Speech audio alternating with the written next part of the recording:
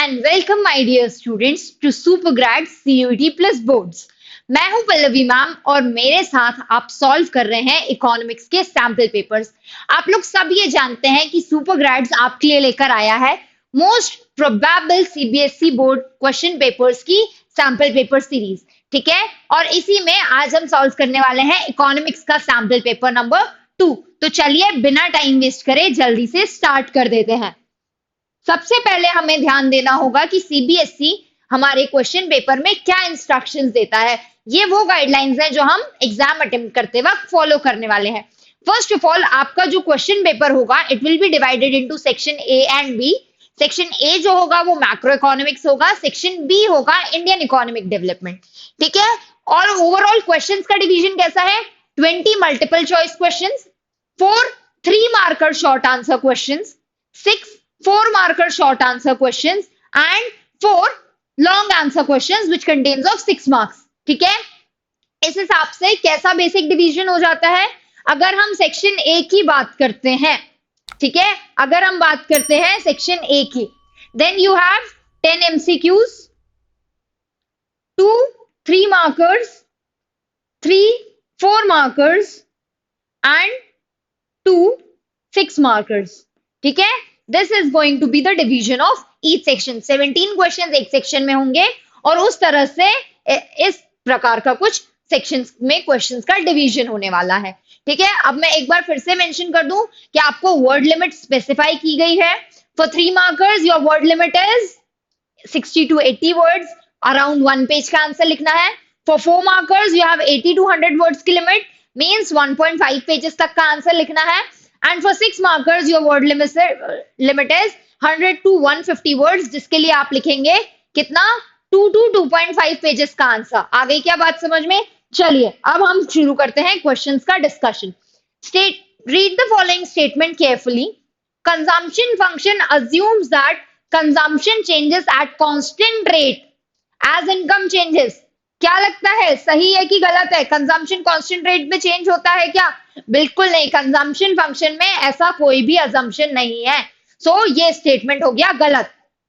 Autonomous consumption is the ratio of total consumption to total income. हाँ जी, ये बात बिल्कुल सही है। ऑटोनोमस कंजम्पशन क्या होता है?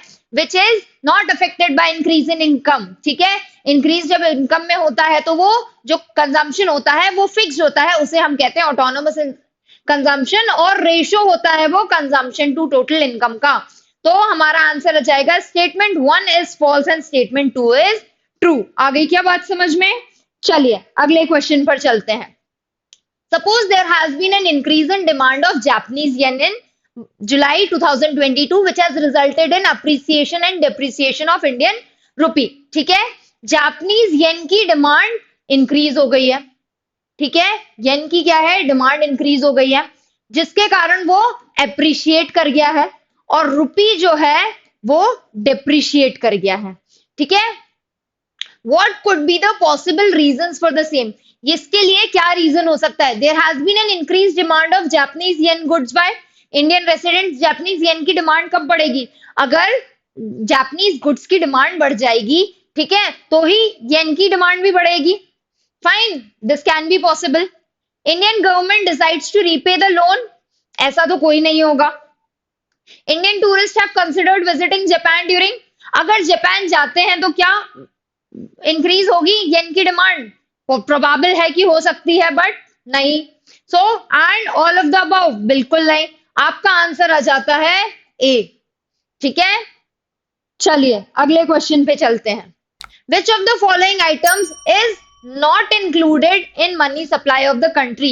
मनी सप्लाई क्या होता है बेटा कंट्री में? वो पैसा जो लोगों के हाथ में फ्लो कर रहा है, जो फ्रीली फ्लो कर रहा है, okay. Currency held with public, demand deposits in bank, वो मनी सप्लाई का पार्ट होता है, क्योंकि वो लिक्विड होती है। मनी सप्लाई जो है, जिसे हम M0 से डिनोट करते हैं, हाईली लिक्विड, मोस्ट लिक्विड। अब डिमांड डिपॉजिट बिल्कुल मनी सप्लाई का पार्ट है। कॉइन्स एंड करेंसी लिक्विड है, मनी सप्लाई का पार्ट है। टाइम डिपॉजिट जो होते हैं बैंक में, वो हाईली लिक्विड है क्या? वो हाईली लिक्विड नहीं है, क्योंकि वो for a time period fix होते हैं, उन्हें हम बिफोर टाइम विड्रॉ नहीं कर सकते। So time deposits are not a part of money supply. आपका आंसर हो जाता है सी। आ गई क्या बात समझ में? चलिए अगला क्वेश्चन देखते हैं। In an economy investment increase by rupees 100 crore as a result of income increase by rupees 250 crore. Income में 250 करोड़ इंक्रीज हुआ तो इन्वेस्टमेंट 100 करोड़ इंक्रीज हो गई, है ना।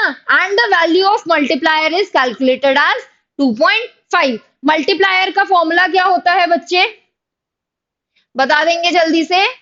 Change in income upon change in investment, ठीक है। तो ऐसे करके हमने 250 अपॉन 100 करा, तो आपके पास मल्टीप्लायर की वैल्यू आ गई 2.5। आ गई ये चीज समझ में कि मल्टीप्लायर की वैल्यू 2.5 कैसे आ रही है? On the basis of the multiplier. अब मल्टीप्लायर हमें कांस्टेंट रखना है, we have the value of multiplier. Calculate final change in income if investment changes rupees 750 crore. हमें change in income find out करना है। इन्वेस्टमेंट चेंज दिया है, मल्टीप्लायर दिया हुआ है, कैसे करेंगे? इनकम क्या हो, change in income will B multiplier into change in investment हो जाएगा, ठीक है। y से डिनोट कर देते हैं इनकम को। So change in income will be is equal to 2.5 into 750। आपका आंसर आ जाएगा रुपीज 1875 करोड़ रुपीज। आ गया समझ में? इजी था क्वेश्चन, आंसर हो जाएगा सी 1875 करोड़।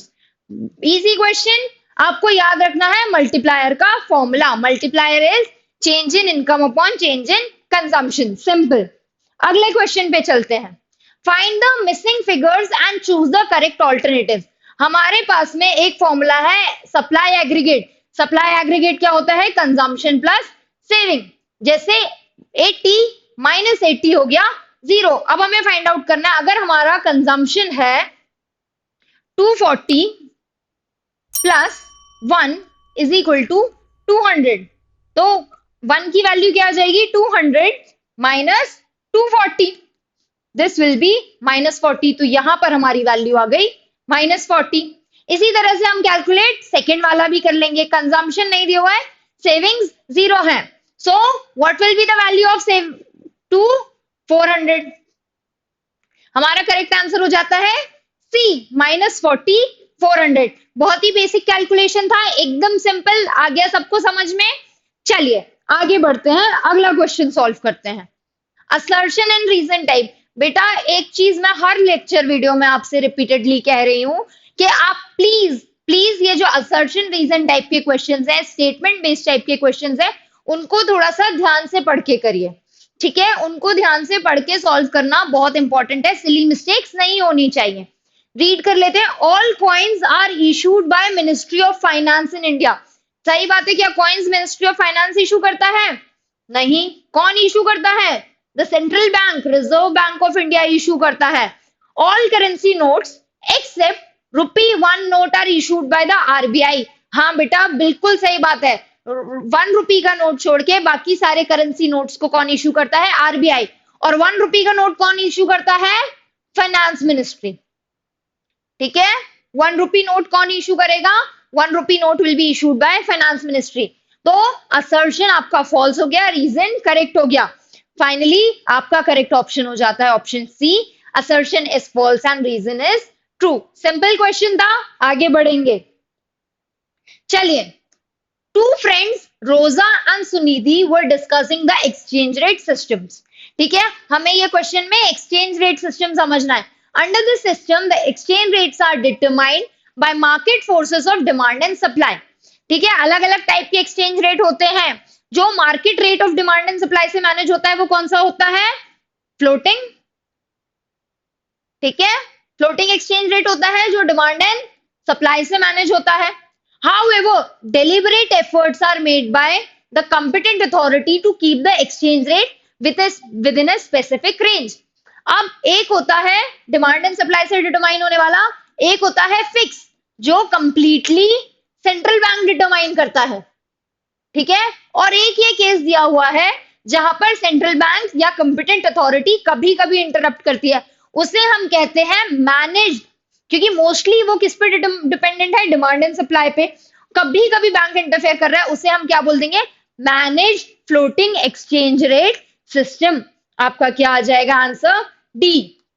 फ्लोटिंग एक्सचेंज रेट मैंने आपको बता दिया है क्या होता है, फिक्स एक्सचेंज रेट मैंने आपको बता दिया है, मैनेज फिक्स एक्सचेंज रेट वही होता है, basically it is same as fix exchange rate. ठीक है, मोस्टली जो एक्सचेंज रेट फिक्स रहेगा, कभी कभी वो मार्केट के डिमांड और सप्लाई के फोर्सेस से डिटरमाइन हो जाएगा, उसे हम कहते हैं मैनेज फिक्स एक्सचेंज रेट। ठीक है, ये वाला आंसर क्लियर हो गया है, आपका करेक्ट आंसर है डी। चलिए आगे बढ़ते हैं। अगला क्वेश्चन है, this is a picture based question, observe the given figure carefully and choose the correct alternatives. These are the objectives of equity, growth, stability. किस चीज का फोकस होता है, foreign policy.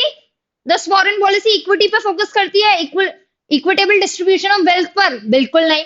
Monetary policy, monetary policy का maximum main objective क्या होता है, to control inflation, to control the price levels in the country.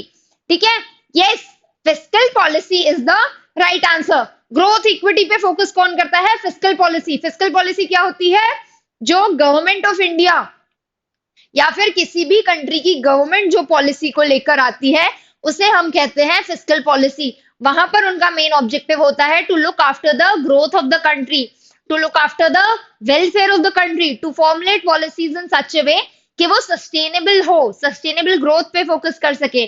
ठीक है, foreign policy mostly export promotion पे फोकस होता है। ठीक है, monetary policy controlling the price levels in the country. आ गई क्या बात समझ में? चलिए अगले क्वेश्चन पर चलते हैं। Here identify the correct pair, इनमें से हमें करेक्ट पेयर को आइडेंटिफाई करना है। Export of merchandise, is it a debit item और क्रेडिट आइटम? एक्सपोर्ट करते हैं सो डेबिट होता है करंट अकाउंट में, no it is a credit item. ठीक है, gift from foreigner, credit item in the capital account, हाँ क्रेडिट होता है क्या? चलो आगे और देखेंगे। Import of services, debit item in the current account, yes, जब हम सर्विसेज का इंपोर्ट करते हैं तो वो डेबिट अकाउंट, डेबिट होता है करंट अकाउंट में। Okay, lending abroad, debit item in capital account, नहीं वो क्रेडिट आइटम होता है। तो हमारा सही आंसर हो जाएगा C3। जो सर्विसेज जब हम इंपोर्ट करते हैं तो उनके लिए हम पैसा देते हैं, so that is a debit item. और imports of goods and services कहाँ मैनेज होता है, करंट अकाउंट में। आ गई क्या बेटा बात समझ में? चलिए अगला क्वेश्चन देख लेते हैं। Now here you have this figure and you have to complete the boxes A, B and C, current account and capital account. Current account का कंपोनेंट क्या है और कैपिटल अकाउंट का कंपोनेंट क्या है, ये आपको यहाँ पर बताना है। चलिए first of all A, will it be net income from abroad? Net income current account का पार्ट होती है क्या, या फिर net current transfers? So A will be net current transfers. अब net current transfers option B में भी है, ऑप्शन डी में भी है। विल इट बी क्या होगा, net income from abroad? No, not net income from abroad.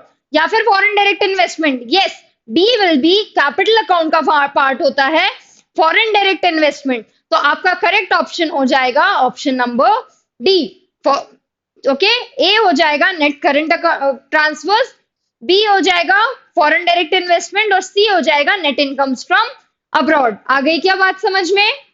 Clear for everyone? चलिए इस तरह से we have completed all the 10 MCQs in this question paper. इसके बाद हम आगे चलते हैं और शॉर्ट आंसर क्वेश्चंस को सॉल्व करेंगे। क्वेश्चन नंबर 11 एंड 12 3 मार्क का क्वेश्चंस है। ठीक है, इसमें हमें कितना पेज लिखना होता है बच्चे?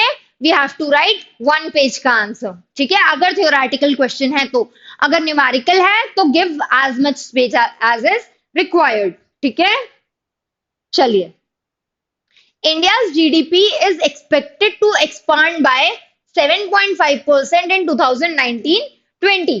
ठीक है, this is the statement given by World Bank, The Economic Times. Economic Times ने ये हेडलाइन प्रिंट करी थी कि वर्ल्ड बैंक ने ये स्टेटमेंट दिया है। Does the given statement mean that welfare of people of India increase at the same rate? Comment with a reason.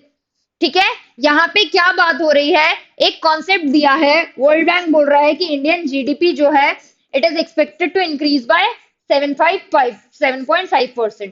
ठीक है, इंडिया में 7.5% की जीडीपी ग्रोथ एक्सपीरियंस होने वाली है। Now the question asked, does that mean कि if the increase in GDP is equal to welfare of people, welfare और growth equal होते हैं क्या? जीडीपी जब बढ़ता है तो सबका वेलफेयर होगा क्या? No, absolutely not. बच्चे क्या बात होती है, जीडीपी जब इंक्रीज हो रहा है इट इज नॉट नेसेसरी कि वहां पर लोगों का वेलफेयर भी हो सकता है कि कंट्री में इनइक्वालिटीज ज्यादा ठीक है, हो सकता है कि कंट्री में नेगेटिव या पॉजिटिव एक्सटर्नलिटीज हो जिसकी वजह से आपका जीडीपी ग्रोथ इंक्रीज हो रहा है। आई क्या बात समझ में? यही पॉइंट्स को हमें हमारे आंसर में एक्सप्लेन कर देना है। Have a look. Generally, it is considered that an increase in gross domestic product ensures increase in welfare. ऐसा कंसिडर किया जाता है। Okay? However, this may not be always true. ये हमेशा सच नहीं होगा। Unequal distribution of composition of GDP, inequalities होंगी। हो सकता है कि जीडीपी बहुत ज्यादा इसलिए इंक्रीज हो रहा है क्योंकि आपके जो रिच इंडस्ट्रियलिस्ट सेक्शन वाला है, they are making great progress, the industries are making great progress, but the people engaged in agriculture sector, are they benefiting equally from the GDP growth? Service sector वाले की income increase हो रही है, agriculture primary sector increase कर रहा है, grow कर रहा है क्या? Not necessary.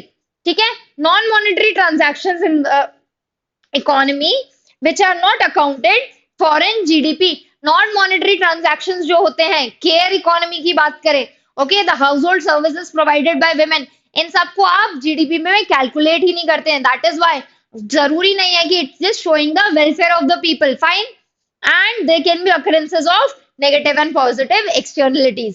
All these reasons ये हमें शो करते हैं कि जरूरी नहीं है अगर जीडीपी ग्रो कर रहा है तो वेलफेयर भी होगा। मोस्टली ये होता है कि अगर जीडीपी इंक्रीज हो रही है किसी कंट्री की तो somehow people will benefit, although in a very long term, immediately it's not necessary कि वो वेलफेयर के बराबर हो। आ गई बात समझ में? अगला आंसर देख लेते हैं। Now read the statement carefully and answer the following questions. This is question number 12। Barter exchange becomes extremely difficult in large economies because of high cost people would have to incur looking for suitable person to exchange their surpluses।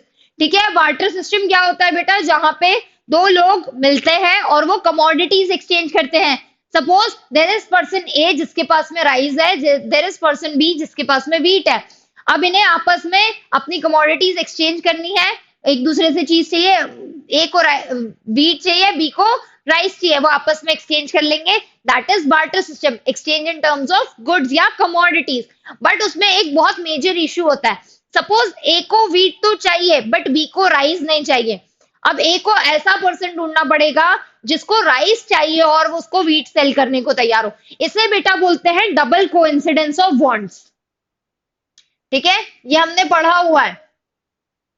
इसे हम बोलते हैं double coincidence of wants. ठीक है, double coincidence of wants जो होता है एक मेजर प्रॉब्लम है किसका?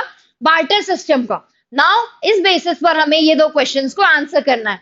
What replaces barter exchange in any economy? क्या चीज है किसी भी इकोनॉमी में बार्टर सिस्टम को रिप्लेस कर देती है? Usually money is the thing.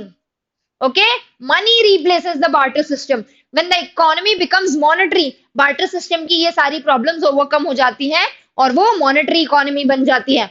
What are the functions? What are its functions in the modern economy? किसके फंक्शंस बताने हैं? मनी के फंक्शंस बताने हैं। मनी के मेजर क्या फंक्शंस होते हैं? मीडियम ऑफ एक्सचेंज होता है, स्टोर ऑफ वेल्थ होता है, standard for deferred payment, measure of value. ये सारे किसके फंक्शंस हैं? मनी के फंक्शंस हैं। Now part B of the answer और है बेटा, अगर आपने ए अटेम्प्ट किया है तो बी अटेम्प्ट नहीं करना है, बट अगर ए अटेम्प्ट नहीं करा है तो बी कर सकते हो। Choices up to you, internal choices आपको एग्जाम में मिलेंगी। What factors of the economy determine the flow of money? Flow of money जो इकोनॉमी में हो रहा है वो किन फैक्टर से डिटरमाइन होता है? ठीक है, क्या हो सकता है सबसे मेजर फंक्शन?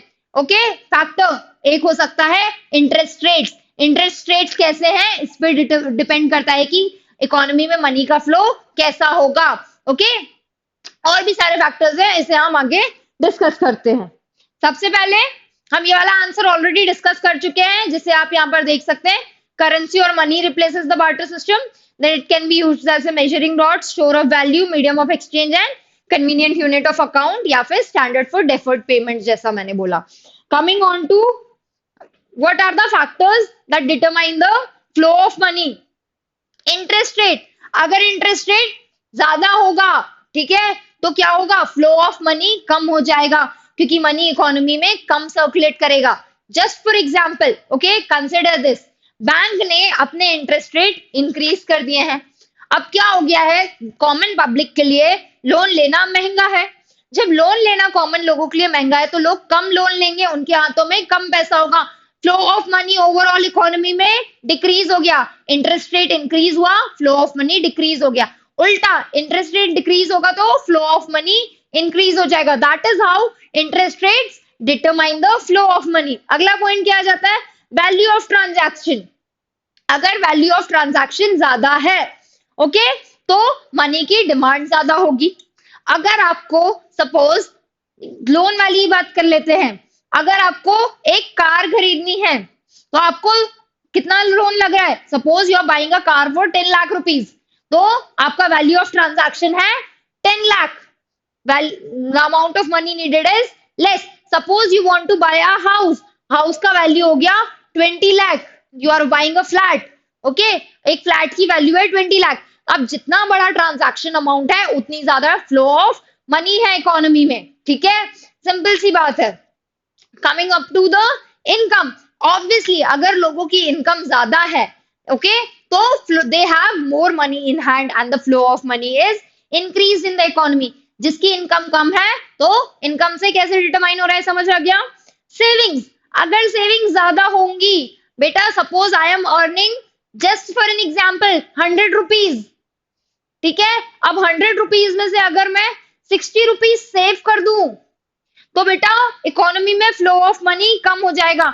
भले ही आपकी इनकम ज्यादा है, लेकिन आपने 60 रुपीज तो सेव कर दिया है। When the people are saving the money in form of, अब ये डिपेंड करता है कि सेविंग्स किस फॉर्म में है। अगर आप हाउस होल्ड सेविंग्स करते हो, ठीक है, आप अपने घर में सेविंग्स करते हो, तो फिर फ्लो ऑफ मनी डिक्रीज हो जाएगा। आ रही है बात समझ में। वहीं अगर आप डिपॉजिट करते हो, बैंक में सेविंग करते हो, तो क्या होता है, बैंक के पास पैसा बढ़ जाता है और वो ज्यादा लोन दे सकता है, तो मनी फ्लो इंक्रीज हो जाता है। दोनों चीजों में डिफरेंस है, सेविंग हाउस होल्ड है या कमर्शियल है, ठीक है। तो इसीलिए जो जनधन अकाउंट वाला स्कीम है गवर्नमेंट की, गवर्नमेंट प्रमोट करती है कि आप अपनी सेविंग ज्यादा से ज्यादा बैंक में रखो, ताकि इकोनॉमी में मनी का फ्लो जो है इंक्रीज हो, और इकोनॉमी में मनी का फ्लो इंक्रीज होगा तो आपकी इकोनॉमी ग्रो करेगी। जस्ट सिंपल, ठीक है। ये सारे फैक्टर्स क्लियर हैं आपको। इसी तरह से पॉइंटर्स बना के आपको आंसर लिखना होगा अपने एग्जाम में, ठीक है। चलिए अगला क्वेश्चन डिस्कस कर लेते हैं। Can you define the term spread used in banking system? And okay, बेटा यहाँ पर और नहीं लिखा हुआ है, चॉइस नहीं है, यहाँ पर आपको दोनों आंसर्स अटेम्प्ट करने होंगे। क्वेश्चन नंबर 13 पर हम आ चुके हैं। This is a 4 marker question, ठीक है, ध्यान रखना है इस चीज का, और नहीं लिखा हुआ है, दोनों क्वेश्चन अटेम्प्ट करने हैं। Can you define the term spread using the banking system? अब बेटा बहुत सिंपल सी चीज है, बैंक भी जो होता है एक कमर्शियल एंटिटी है, ठीक है, सिंपल बात बता रही हूँ, बैंक एक कमर्शियल एंटिटी है। कमर्शियल एंटिटीज का काम क्या होता है, या कोई भी जब कोई काम कर रहा है, उसका मोटिव होता है कि वो प्रॉफिट अर्न कर सके, ठीक है, उसका मोटिव है कि वो प्रॉफिट अर्न कर सके। अब प्रॉफिट वो कैसे अर्न करेगा, बैंक का मेन फंक्शन क्या होता है, पब्लिक से डिपॉजिट्स एक्सेप्ट करना और लोगों को लोन्स देना, accepting deposit and lending money, ये 2 फंक्शन है। अब डिपॉजिट पर जो इंटरेस्ट रेट लगता है, ठीक है, डिपॉजिट पर जो इंटरेस्ट रेट लगता है वो कम होता है compare to loan interest rate, ठीक है, लोन पर लगने वाले इंटरेस्ट रेट से वो कम होता है। सपोज डिपॉजिट पर 5% इंटरेस्ट रेट है और लोन पर इंटरेस्ट रेट होगा 7 और 8%, ठीक है, 7% की बात कर लेते हैं। This is just a hypothetical example. Deposit पे आपको 5% इंटरेस्ट मिल रहा है और लोन पर आपको 7% इंटरेस्ट देना पड़ रहा है। अल्टीमेटली बैंक जो आपको दे रहा है और जो वो पब्लिक से अर्न कर रहा है, there is a difference of 2%। ये जो डिफरेंस है in the interest rate of deposit and loan, this is where the bank earns its profit. Bank अपना पैसा कहां से कमाता है? बैंक इसी प्रॉफिट से पैसा कमाता है बेटा, और इसे ही हम कहते हैं स्प्रेड। ठीक है, कॉन्सेप्ट रिवाइज हो गया है, कॉन्सेप्ट समझ में आ गया है। इसे ही आपको प्रॉपर आंसर फॉर्मेट में लिख देना है। Here you can see commercial bank deposit money from public and lend funds to those who want to borrow. The interest paid by the bank to the depositor is lower than the interest they charge to the borrower. The difference between the two types of interest are called the spread. It is the profit appropriated by the bank. आगे क्या बात समझ में? ठीक है, बहुत simple सा concept है स्प्रेड का। Now calculate the amount reserved by X bank in amount needed if amount loaned is 100 crore and assets is 500 crores। ठीक है, बहुत सिंपल सी बात है बेटा। क्या यहाँ पे हमें दिया, क्या क्या हुआ है देख लेंगे एक बार। हमारे पास में अमाउंट लोन दिया हुआ है 100 करोड़ है, असेट जो है 500 करोड़ है। You have to find out the reserve. Simple सी चीज होती है। ठीक है, रिजर्व का फॉर्म असेट क्या होता है? ओके, क्या हो जाएगा?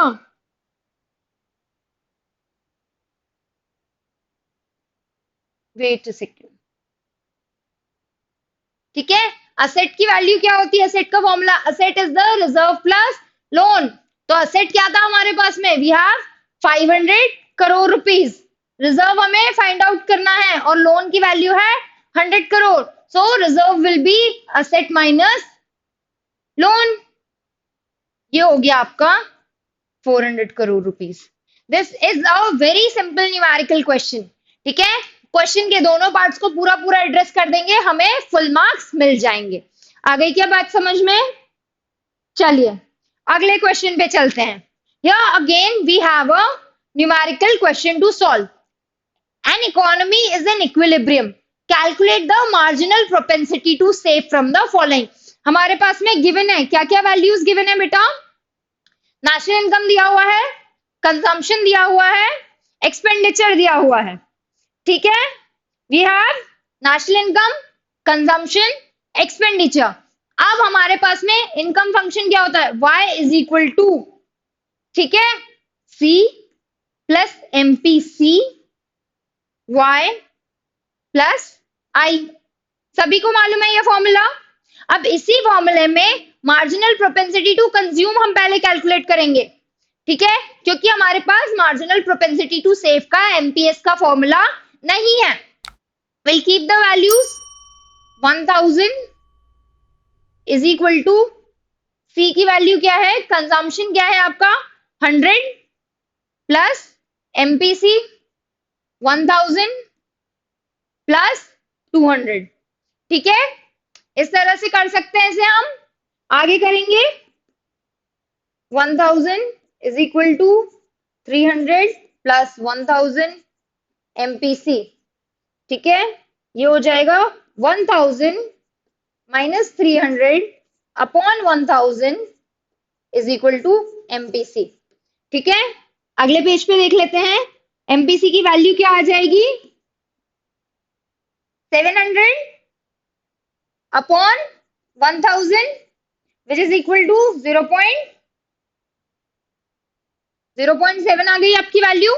हमें क्वेश्चन में कैलकुलेट क्या करना था? Marginal propensity to save. जब हमें marginal propensity to save calculate करना है, MPS plus MPC is equal to होता है 1। तो हम MPS के लिए कैलकुलेट कर लेंगे 1 माइनस MPC, जो हो जाएगा 1 माइनस 0.7।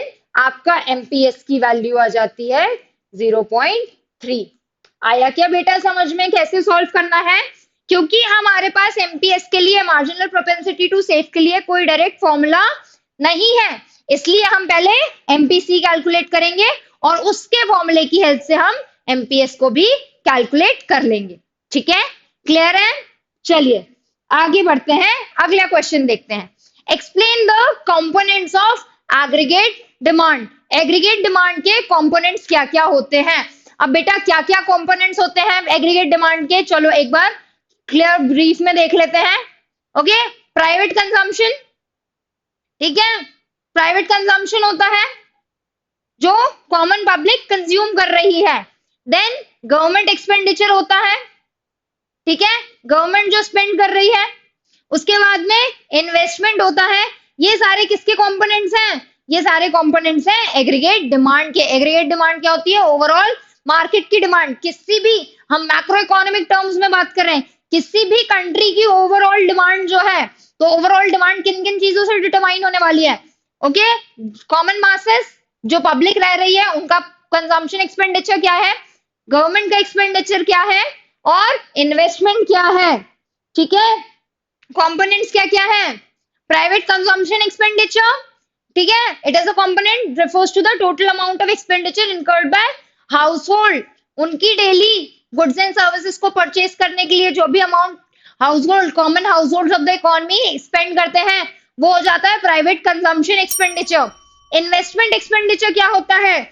जो भी प्राइवेट फर्म है या कोई कंपनी है फिक्स कैपिटल एसेट्स खरीदने के लिए, कैपिटल एसेट्स जो बहुत लॉन्ग टर्म के लिए यूज होने वाले हैं, मशीनरी एक कैपिटल एसेट होता है, ठीक है, वो लॉन्ग टर्म पे यूज होने वाले कैपिटल एसेट्स को, कैपिटल गुड्स को खरीदने के लिए, कैपिटल एसेट्स को खरीदने के लिए जो भी अमाउंट स्पेंड करता है उसे हम कहते हैं इन्वेस्टमेंट एक्सपेंडिचर। ठीक है, फिर अगले कंपोनेंट पे आ जाते हैं, वो होता है गवर्नमेंट एक्सपेंडिचर। ठीक है, गवर्नमेंट जो भी एक्सपेंडिचर करती है फाइनल गुड्स एंड सर्विसेज के लिए। अब गवर्नमेंट कई सारी चीजों के लिए एक्सपेंडिचर करती है बेटा, रोड्स बनाना है गवर्नमेंट वहां पे एक्सपेंडिचर करेगी, गवर्नमेंट ऑफिसेज हैं वहां पे भी जो डे टू डे एक्सपेंडिचर होता है सब कुछ इसमें काउंट होता है। Also net exports are counted. ठीक है, एग्रीगेट डिमांड में बेटा नेट एक्सपोर्ट्स भी काउंट होता है। नेट एक्सपोर्ट्स मतलब क्या हो जाएगा? Exports minus imports. ठीक है, ये क्या है? It shows the effect of domestic spending on foreign goods. Foreign goods खरीदने पर हम कितनी स्पेंडिंग कर रहे हैं ये इससे शो होता है। This will also form a part of domestic expenditure. ठीक है, तो ये हो जाएगी आपकी एग्रीगेट डिमांड। किन किन एरियाज में हम कितना कितना चीजों को खरीद रहे हैं, उनकी कितनी डिमांड है और उन पर कितना खर्चा हो रहा है। These are four components of aggregate demand: private consumption expenditure, investment expenditure, okay, government expenditure and net exports. यहीं से हमारा नेशनल इनकम का जो एक्सपेंडिचर वाला फॉर्मूला बनता है, C plus G plus I plus X minus M. ठीक है, private expenditure, then government expenditure, investment expenditure, net exports, exports minus imports. यही होता है aggregate demand. National aggregate demand जो है वो आपकी नेशनल इनकम हो जाती है एक्सपेंडिचर मेथड से। आई क्या बात समझ में? अगला क्वेश्चन देख लेंगे बेटा। Coming on to question number 16, calculate the gross national product at market price. ठीक है, यहाँ पे हमारे पास में टेबल दिया हुआ है, टेबल में हमारे पास में पूरा डेटा है। हमें क्या कैलकुलेट करना है? Gross national product at market price.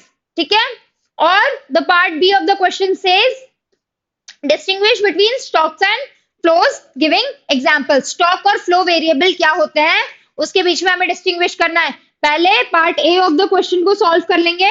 हमें क्या कैलकुलेट करना है? GNP eight market price.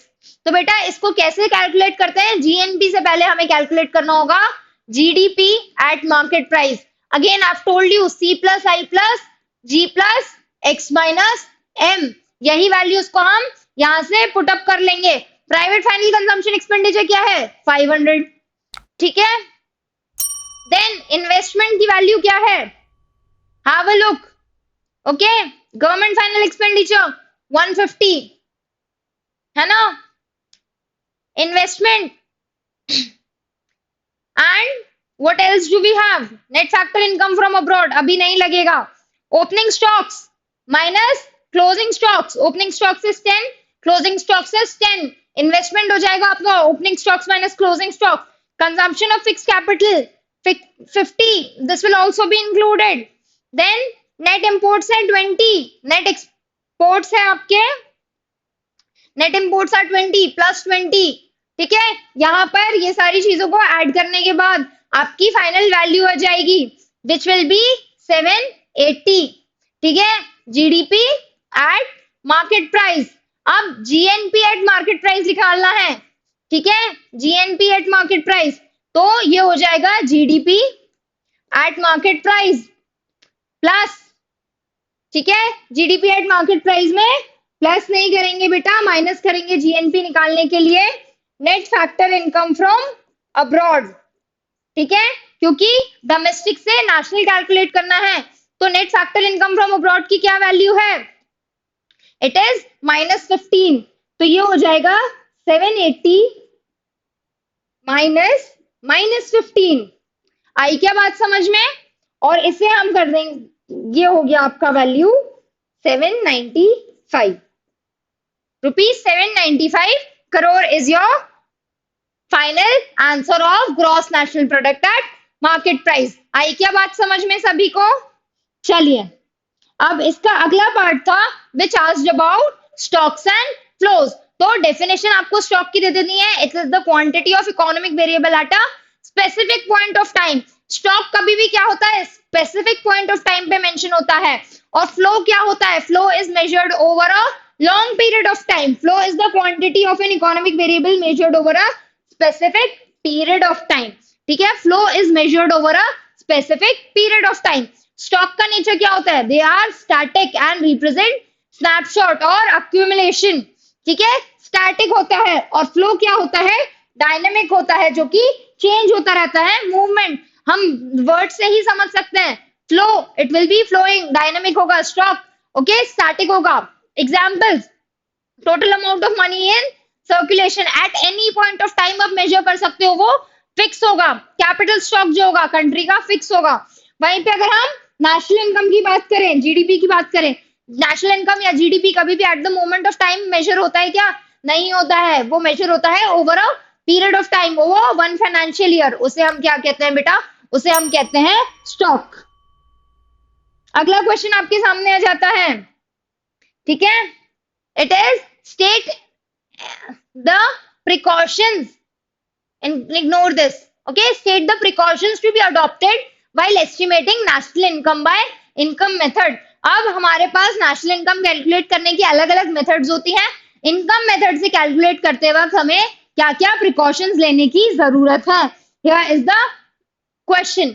सो जब भी नेशनल इनकम हम इनकम मेथड से कैलकुलेट कर रहे हैं, क्या प्रिकॉशंस लेने होते हैं, सबसे पहले इलीगल एक्टिविटीज वाला इनकम या फिर ब्लैक मनी, ये जो इलीगल एक्टिविटीज से आप अर्न करते हो दैट इज ब्लैक मनी, और वो इंक्लूड नहीं होगा।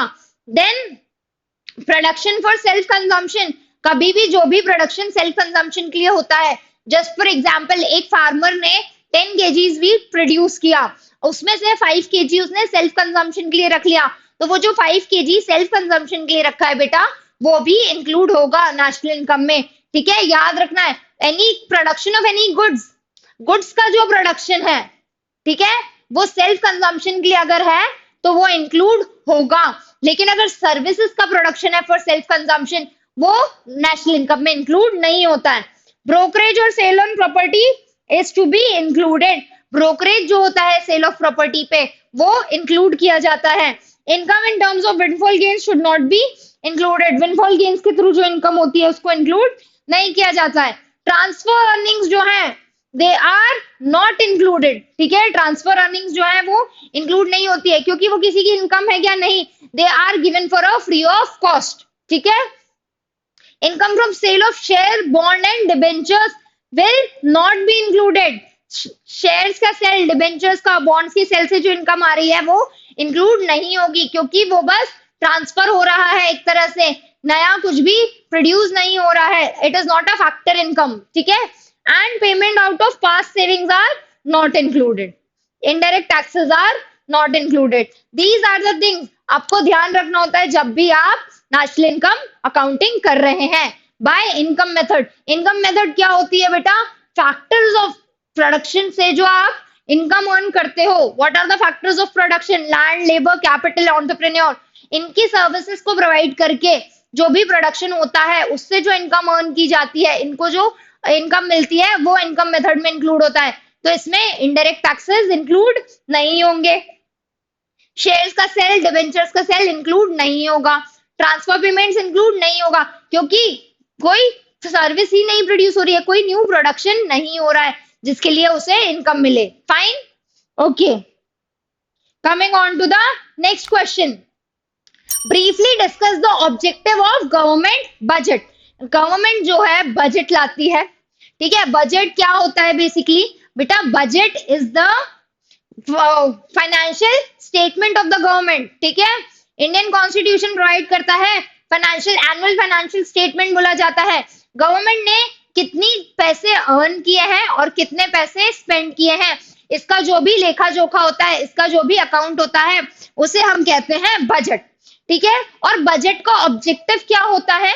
बजट का ऑब्जेक्टिव होगा बेटा कंट्री की फाइनेंशियल कंडीशन को स्टेबलाइज रखना, कंट्री के जो लोग हैं उनके वेलफेयर के बारे में सोचना, ठीक है। मेन ऑब्जेक्टिव बजट का यही होता है, ठीक है। Then the other question is difference between public goods and private goods. Public goods जो सभी लोगों के लिए अवेलेबल होते हैं, रोड्स हैं, पार्क्स हैं, these are public goods, everyone can go and visit it, non excludable, everyone can go, किसी को भी आप मना नहीं कर सकते हो पब्लिक गुड्स को यूज करने से।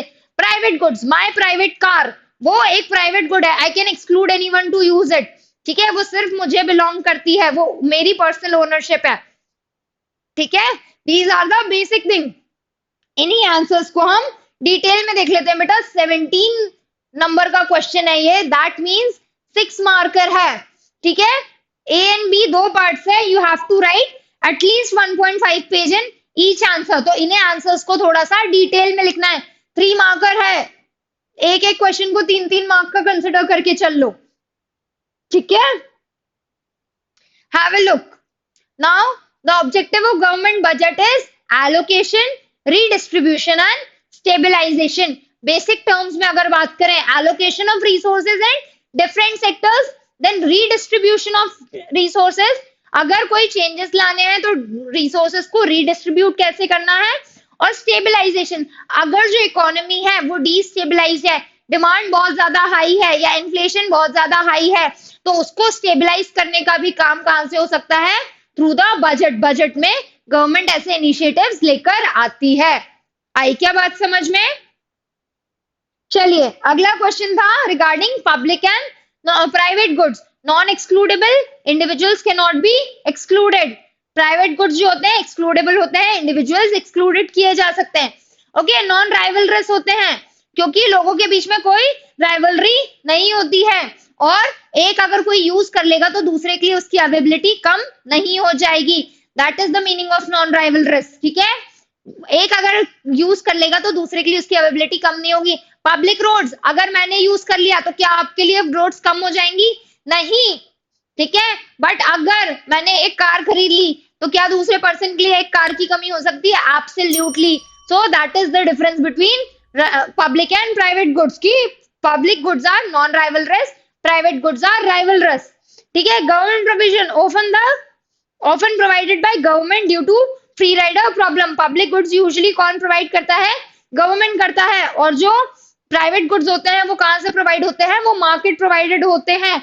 ओके, मार्केट प्रोवाइडेड होते हैं private entities, and you have to pay money for purchasing those. Example, national defence, street light, public parks, public radio broadcast, all these are available free of cost. और clothing, food, cars, electronic devices, whatever we purchase for our private consumption is private good, ठीक है, जिसको हम market से खरीदते हैं पैसा देकर, which exclusively belongs to us. Fine, this is the basic difference between public and private goods. And बेटा I will suggest कि इसी तरह से कॉलम्स बना के दो पार्ट्स में क्वेश्चन को डिवाइड करके आप इसको आंसर लिखेंगे, ठीक है।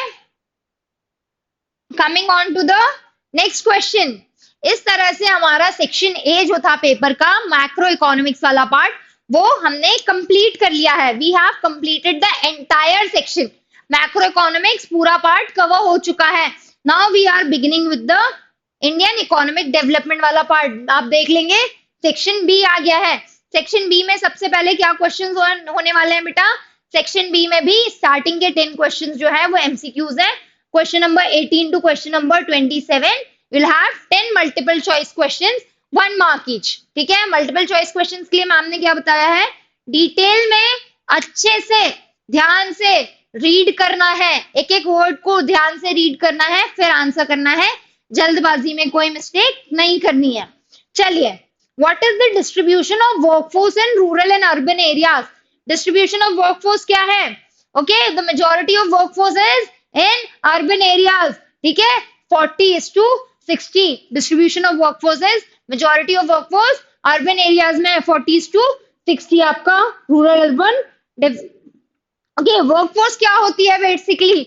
Workforce is the number of people, ठीक है, आपकी जो वर्किंग एज पॉपुलेशन है वो हो जाएगी 15 to 59 ईयर्स। ठीक है, ये होती है आपकी वर्किंग एज पॉपुलेशन। अब इस वर्किंग एज पॉपुलेशन में से कितने लोग एम्प्लॉयड हैं? ठीक है, एम्प्लॉयड हैं और प्रोडक्टिव एक्टिविटी में एंगेज्ड हैं, that is called the workforce. और वर्कफोर्स मेजॉरिटी आपके पास में कहाँ है? अर्बन एरियाज में। Now dash may be defined as the measure of extent of demographic participation, ठीक है, in the social and political decision making। social और political decision making से related कौन सा इंडिकेटर है? इकोनॉमिक? डू यू थिंक ये social political है? नहीं, ये तो इकोनॉमिक इंडिकेटर है। No. Liberty indicator? Maybe. Health indicator? नहीं, सोशल पॉलिटिकल पार्टिसिपेशन से रिलेटेड नहीं है। Demographic indicator? नहीं, ये भी रिगार्डिंग द पॉपुलेशन होता है, पार्टिसिपेशन नहीं। So your answer is B. Okay, it is liberty indicator. Coming on to the next question, diversification in agriculture means shift of workforce to non-farm sector and change in cropping pattern। diversification क्या होता है बेटा? Agriculture पे जो mainly population dependent है उसको अपने income के सोर्सेस को डाइवर्सिफाई करना, ब्रॉडन करना, चेंज करना। ठीक है, और अगर वो फार्मर है वो अपना ऑक्यूपेशन फार्म से छोड़ के नॉन फार्म सेक्टर में जाएगा, या फिर अगर वो वीट की फार्मिंग करता है तो वो डिफरेंट डिफरेंट क्रॉप्स को फार्म करेगा। ठीक है, हॉर्टिकल्चर क्रॉप्स को फार्म करेगा, उससे हम क्या कहते हैं? उस प्रोसेस को कहते हैं डाइवर्सिफिकेशन ऑफ एग्रीकल्चर। ठीक है, आ गई है बात समझ में? और यही डाइवर्सिफिकेशन ऑफ एग्रीकल्चर है, तो स्टेटमेंट 1 आपका करेक्ट हो जाता है। Coming on to statement number 2, diversification is important to provide sustainable livelihood option and control disguised unemployment. Okay बेटा, डाइवर्सिफिकेशन क्यों जरूरी है? सस्टेनेबल लाइवलीहुड प्रोवाइड कराने के लिए, एब्सोल्युटली। ठीक है, क्योंकि फार्मर में, एग्रीकल्चर में जो फार्मर्स की इनकम है वो बहुत कम होती है, प्लस एग्रीकल्चर में डिस्गाइज्ड अनएम्प्लॉयमेंट होती है। डिस्गाइज्ड अनएम्प्लॉयमेंट का मतलब क्या होता है बेटा? कि सपोज एक फार्म में 5 लोगों की जरूरत है, ठीक है, the labour required for work in a farm is 5 people, but actually क्योंकि वो फैमिली में 7 मेंबर्स हैं, ठीक है, 7 मेंबर्स हैं वर्किंग एज के, all the 7 are employed, they are working in the farm, even though 7 लोगों की जरूरत भी नहीं है, तो 2 लोग क्या हैं? The 2 people here are disguised unemployed। अब अगर आप डाइवर्सिफिकेशन करोगे, नॉन फार्म सेक्टर्स में जाओगे, तो वहां पर क्या होगा? डिस्गाइज्ड अनएम्प्लॉयमेंट की प्रॉब्लम कम होगी और you will have more sustainable livelihood। So both the statements are correct। Statement 1 and statement 2 are true। Your answer is D। आई क्या बात समझ में? Diversification of agriculture is an important topic आपके short या long answers के हिसाब से भी। सो बी प्रिपेयर्ड फॉर इट। आ गई बात समझ में? चलिए आगे बढ़ते हैं। अगला क्वेश्चन है असर्शन एंड रीजन। बेटा I am repeating this thing again and again. Assertion and reason वाले क्वेश्चंस, स्टेटमेंट बेस्ड वाले जो क्वेश्चंस होते हैं उन पर आपको बहुत बहुत ध्यान देना है, उसमें सिली मिस्टेक्स नहीं करनी है। ठीक है, assertion is GST consist of 3 components such as central GST, CGST, state और SGST and integrated या फिर IGST। So reason is given, central GST and state GST will apply to all transactions on goods and services। So the statement 1 assertion तो सही है कि GST 3 types का होता है, CGST, SGST and IGST, CGST जो सेंट्रल लेवी करता है, एसजीएसटी जो स्टेट लेवी करता है, और आईजीएसटी इंटरस्टेट जो गुड्स होते हैं। सपोज एक गुड है जो यूपी में प्रोड्यूस हुआ है, the carpets that are made in UP, now they are being sold in Delhi. तो क्या अलग स्टेट में जो सेल हो रहा है, तो वहां पर लगने वाला है आईजीएसटी। किस स्टेट में लगेगा? दिल्ली में जाकर, क्योंकि जीएसटी जो है कैसा टैक्स है बेटा? डेस्टिनेशन बेस्ड टैक्स है। यूपी में उस पर कोई टैक्स नहीं लगेगा, उस पर जो टैक्स लगेगा दिल्ली जाकर आईजीएसटी लगेगा। इंटर स्टेट गुड्स की बात हो रही है, तो असर्शन बिल्कुल सही है, लेकिन on all goods and services पे सी और एसजीएसटी लगेगा क्या? मैंने बता दिया, अगर इंटरस्टेट गुड्स हैं तो वहां पर आईजीएसटी लगेगा। तो आपका रीजन जो है वो स्टेटमेंट ही फॉल्स हो जाता है। सो assertion is true but reason is false। हम आ जाते हैं ऑप्शन नंबर डी, हमारा करेक्ट आंसर हो जाता है। आ गई ये बात समझ में? ठीक है, हो सकता है आपने डायरेक्टली जीएसटी रिवाइज ना किया हो, बट बेसिक कॉन्सेप्ट्स अगर आते हैं तो आप इसको सॉल्व कर सकते हो। ठीक है, बेसिक कॉन्सेप्ट्स अपने बहुत स्ट्रांग रखने हैं, उसमें कोई चूक नहीं होनी चाहिए। चलिए अगला क्वेश्चन देखेंगे। Which sector is providing alternative livelihood options to 70 million small and marginal farmers? Small and marginal farmers, alternative livelihood, diversification की बात हो रही है। ठीक है, डाइवर्सिफिकेशन हो रहा है। आप फार्मिंग के बाद जो हमारा एग्रीकल्चर रूरल लेबर है वो किस सेक्टर में सबसे ज्यादा एंगेज्ड है? It is the live stock sector. ठीक है, लाइव स्टॉक सेक्टर क्या होता है?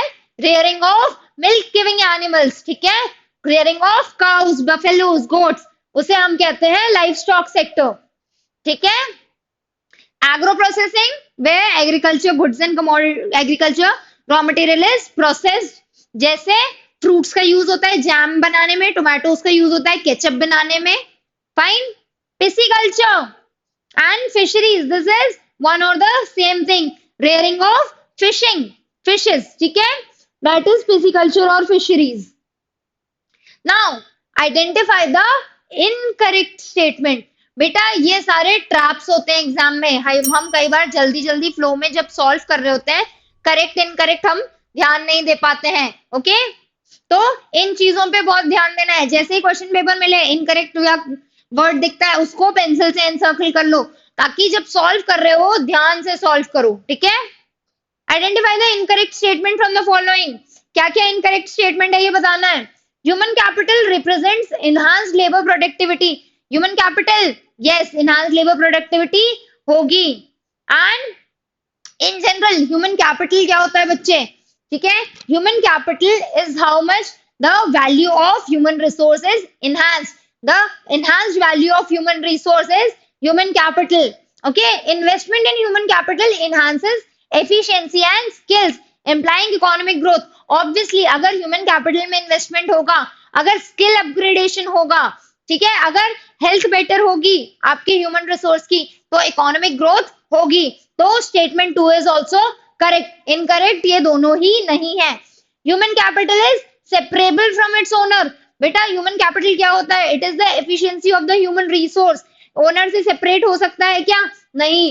So this statement is incorrect। आपको ऑप्शन 1 3 हो गया। Let us read the fourth statement as well। Human capital treats human beings as a means to an end। Human beings are an end itself। Okay, to develop human capital, to develop human resources is the end of human capital। तो this is the incorrect statement। आपका answer हो जाता है D 3 and 4। ठीक है, humans are not means, humans are the ends in itself। human capital development, it is an end in itself। आगे क्या बात समझ में? अगला क्वेश्चन देख लेते हैं।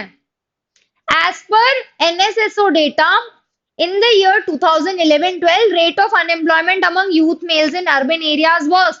urban areas में okay, youth male में कितनी unemployment थी? the correct answer is 19%। this is a very factual question। आपको आपकी बुक में ऐसे कई सारे फैक्ट्स मिलेंगे, बेसिक फैक्ट्स बेटा याद करने पड़ेंगे, एग्जाम में डायरेक्ट क्वेश्चंस आते हैं। मेक अ नोट, एक पेज में ऐसे फैक्ट्स का नोट्स बना लो। ठीक है, अगला क्वेश्चन देखेंगे। द गोल ऑफ इक्विटेबल और rational distribution of land was not fully served by abolition of intermediaries. Why? ठीक है, गोल क्या था? इट वाज इक्विटेबल और रैशनल डिस्ट्रीब्यूशन ऑफ लैंड की बात हो रही थी। कौन सी पॉलिसी है ये? Land reforms. पोस्ट इंडिपेंडेंस में लैंड रिफॉर्म्स हुए थे। लैंड रिफॉर्म्स का ऑब्जेक्टिव क्या था बेटा? रीजन क्या था? सबसे मेजर चीज थी ड्यूरिंग द ब्रिटिश एरा जो परमानेंट सेटलमेंट था या जमींदारी सिस्टम था, उसके वजह से कुछ रिच लैंड ओनर्स के पास में बहुत सारा सारा लैंड आ गया था और जो पुअर कल्टीवेटर्स थे, पुअर फार्मर्स थे, दे बिकेम लैंडलेस। इसलिए इंडियन गवर्नमेंट ने लैंड रिफॉर्म पॉलिसी लाई जिसमें उनका ऑब्जेक्टिव था to redistribute this land, to put a ceiling on land holding, ताकि कंट्री जो है वहां पे लोगों का वेलफेयर हो सके, ओके, इक्विटी आ सके। So that was the person of that was the reason for bringing in land reforms. अब बात क्या पूछ रहे हैं, ये पूरी तरह से अबॉलिशन ऑफ इंटरमीडिएरीज ये पूरी तरह से सक्सेसफुल क्यों नहीं हो पाया था? That is the question. Owing to policy loopholes, former zamindars continue to own large land. Policy loopholes, yes, there were certain policy loopholes. In some areas, zamindars claim to be self-cultivators. Yes, ऐसा भी हुआ था, ठीक है? And lack of political will is also one reason for the failure of land reforms. So, answer D, all of the above is correct. बेटा land reform वाला भी एक ऐसा टॉपिक है जिसपे आपको थोड़ा सा डिस्क्रिप्टिव आंसर लिखना आना चाहिए। These are some points how it was not fully successful, so you can prepare this points from here itself. आ गई बात समझ में? चलिए अगला क्वेश्चन देख लेंगे। Identify the correct pair of items from the following. Commune system 1966-76 में आया था क्या? नहीं, this is wrong. Special economic zones at attract foreign investors. Special economic zones क्यों स्टैब्लिश किए जाते हैं बेटा? स्पेशल इकोनॉमिक जोन्स जो होते हैं आपकी टेरिटरी में ही they act as foreign territory और उनका मेन ऑब्जेक्टिव होता है फॉरेन इन्वेस्टर्स को अट्रैक्ट करना ताकि आपकी इकोनॉमी ग्रो कर सके। हेंस ऑप्शन बी जो है वो बिल्कुल सही है। Your correct answer is D, B and 2। ये करेक्ट ऑप्शन है। One child norm, cultivating land collectively. One child norm क्या था चाइना में? That was for adoption of only one child policy, that will give birth to only one child. Population control measure है। Proletarian culture, okay, major reason of low population, no, this is wrong. So your correct answer is B 2। आगे ये बात समझ में? अगला question देख लेंगे। Observe the image given below and identify the type of economic structure. हमें ये इकोनॉमिक स्ट्रक्चर आइडेंटिफाई करना है। You can see private entity majority है, पब्लिक एंटिटी का भी कुछ थोड़ा थोड़ा हिस्सा जा रहा है और आपकी कलेक्टिव इकोनॉमी बन रही है। प्राइवेट और पब्लिक दोनों का अपनी अपनी जगह पे रोल है। कौन सी इकोनॉमी होती है ये? This is the mixed economy. Your correct answer is C. Socialist economy कौन सी होती है बेटा? जहां पे मेजर कंट्रोल होता है पब्लिक एंटिटीज का। कहां देखने मिली है हमें ये? सोवियत यूनियन, रशिया में आपको सोशलिस्ट कंट्रोल इकोनॉमी भी देखने मिलेगा। कैपिटलिज्म, जहां पे गवर्नमेंट इंटरवेंशन जो है मिनिमम होता है, ठीक है, जहां पर गवर्नमेंट इंटरवेंशन मिनिमम होता है और मेनली जो आपकी इकोनॉमी चल रही है market forces of demand and supply से चलती है, वो होती है कैपिटलिज्म वाली इकोनॉमी। इसका मेजर एग्जांपल है यूएसए। और मिक्स्ड इकोनॉमी वो जहां पे market forces of demand and supply act कर रहे हैं, ठीक है, प्राइवेट फैक्टर्स एक्ट कर रहे हैं, बट साथ साथ में कुछ मेजर एरियाज हैं जहां पे गवर्नमेंट का भी कंट्रोल है। एग्जाम्पल इंडिया, ठीक है, मोस्टली चीजें प्राइवेट सेक्टर के हाथ में है, but some sectors like okay railways still in the government control. This is an example of mixed economy India. आ गई ये बात समझ में? चलिए अगला क्वेश्चन देखेंगे। So that we coming up to question number 27 हमारे ऑब्जेक्टिव्स एमसीक्यू टाइप सारे सॉल्व हो गए हैं। बेटा एमसीक्यूज को ध्यान से सॉल्व करना है, सही सही आंसर्स मार्क करने हैं और ये जो कंटेंट आपको मिल रहा है इसको रिवाइज करना है। यहाँ से आपको हिंट्स मैंने दे दिए हैं, कुछ कुछ पॉइंटर्स आपके शॉर्ट आंसर्स में भी काम आ सकते हैं। So make good use of this content, ठीक है। चलिए here you have a short answer question जो 3 मार्कर है। डिफेंड और Okay. Defend or refute the statement with valid explanation. It is necessary to replace the private money lenders by institutional resources of credit. क्या बात हो रही है? आपको ये स्टेटमेंट को डिफेंड या रिफ्यूट करना है. प्राइवेट मनी लेंडर्स को रिप्लेस करना है इंस्टीट्यूशनल क्रेडिट से. क्यों बेटा? प्राइवेट मनी लेंडर्स का काम क्या होता है? आपको कभी भी लोन देना. ठीक है. सपोज एक फार्मर है, एक या रूरल एरिया में कोई इंसान है, उसको किसी अर्जेंट काम के लिए पैसे की जरूरत पड़ रही है. अब वो अगर प्राइवेट मनी लेंडर के पास जाएगा, क्या करते हैं प्राइवेट मनी लेंडर्स? सबसे पहले तो बहुत high rate of interest charge करते हैं. आप एक डेट बर्डन में फंस जाते हो.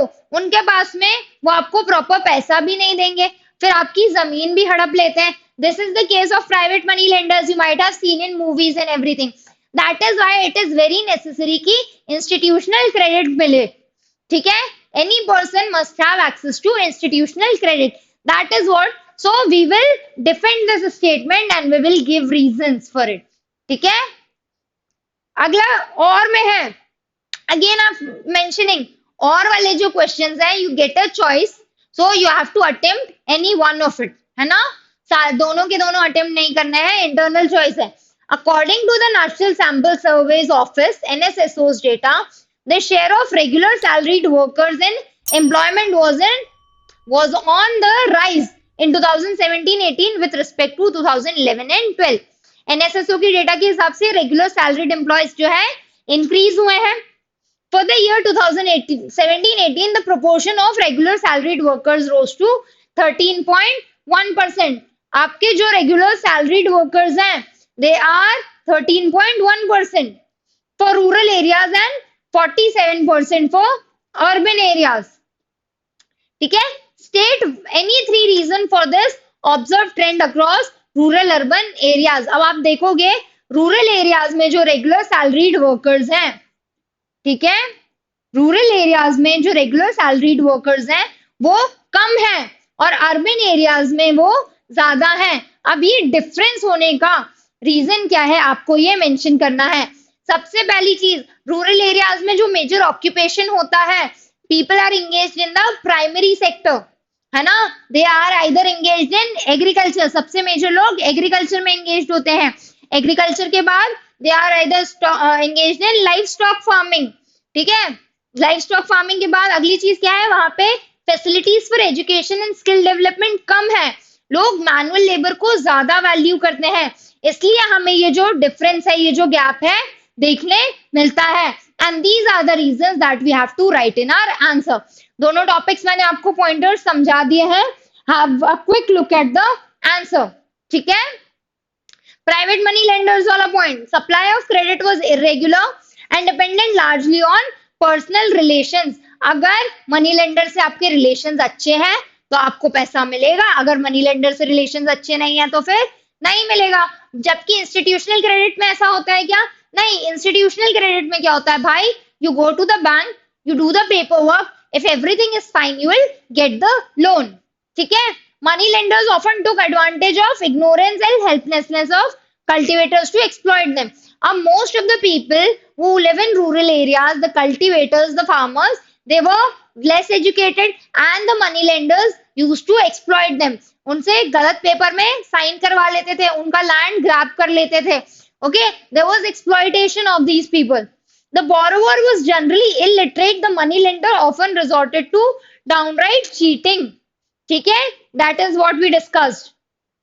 The landless tenants and farm workers who had no land to offer as security found it difficult to borrow. ठीक है. मनी लेंडर कब लेंड करेगा? If you have something as security to deposit. अगर आपके पास सिक्योरिटी नहीं है तो वो मनी लेंडर से पैसे ले ही नहीं पाता था, उसका अर्जेंट वर्क जो है वो अटक जाता था. But there is no security lending facility in institutional credit. ठीक है. तो इस तरह से here you understand why institutionalization of credit is very important. आ गई है बात समझ में सभी को? चलिए अगले क्वेश्चन पे चलते हैं. ओके. हमें NSSO का डेटा हमें मिला था that said 13.1% of regular salaried employees in rural areas and 47% regular salaried employees in urban areas. ये हमने देख लिया है ऑलरेडी। अब इससे हमें देखना है कि ऐसा क्यों है। We had to give reasons for. So the first reason was education and training. I have told this point to you कि जो अर्बन एरियाज है वहां पे the people are more educated, they are more skillfully trained. Okay, they have better qualifications for regular salaried job. Then the infrastructure as well. Infrastructure is another major reason. जो urban areas हैं वो वहां पे large companies होती हैं, MNCs होती हैं। जो ओवरऑल कॉर्पोरेट जॉब इंफ्रास्ट्रक्चर है वो अर्बन एरियाज में वेल डेवलप्ड होता है। And agriculture, this point I have already explained in detail. आ गया क्या समझ में? इसी तरह से आंसर राइटिंग का फॉर्मेट बेटा यही होना चाहिए। जब भी आप आंसर्स लिख रहे हो you have to structure them properly. ठीक है, इसी तरह से आपको आंसर्स लिखने होंगे। चलिए, moving on to the next question. Again, here you have a choice. Either attempt this or attempt this question. Subsidies provide an incentive for wasteful use of resources. Okay, defend the statement with valid argument. Defend मतलब we have to justify. हमें बताना है कि भाई subsidies से wasteful expenditure कैसे होता है। सब्सिडीज क्या होती हैं? सबसे पहले it is the concession provided by government. ठीक है, जस्ट फॉर एग्जांपल अगर हम बात करते हैं फर्टिलाइजर्स की, जो मार्केट में मिलते हैं 300 रुपीज में, गवर्नमेंट ने उस पे 200 रुपीज की सब्सिडी लगा दी है। ठीक है, गवर्नमेंट ने कंसेशन दे दिया है 200 रुपीज। तो अब वो मिल जाएगा मार्केट में कितने रुपए में? आपको मिल जाएगा मार्केट में वो 100 रुपीज में, बिकॉज 200 रुपीज की जो सब्सिडी है वो गवर्नमेंट देने वाली है। ठीक है, गवर्नमेंट ने कंसेशन दे दिया है, वो कंपनी को खुद गवर्नमेंट पे करेगी। इससे वेस्टफुल एक्सपेंडिचर कैसे होता है बेटा? अगर किसी को 300 रुपीज में किसी फार्मर को पहले यूरिया का फर्टिलाइजर मिल रहा था, this is just an example. ठीक है, तो वो लिमिटेड यूज करता, वो जितना अफोर्ड कर सकता है सिर्फ उतना खरीदता, जितनी जरूरत है सिर्फ उतना यूज करता। ठीक है, तो उसका जुडिशियस यूज ऑफ रिसोर्स हो पाता, क्योंकि वो महंगा होता, वो स्कार्स होता, तो जुडिशियस यूज उसका पॉसिबल हो पाता। बट जब सब्सिडी लग गई है और बहुत मिनिमल प्राइस में आपको वो कमोडिटी अवेलेबल है, now you are going to purchase bulk quantity.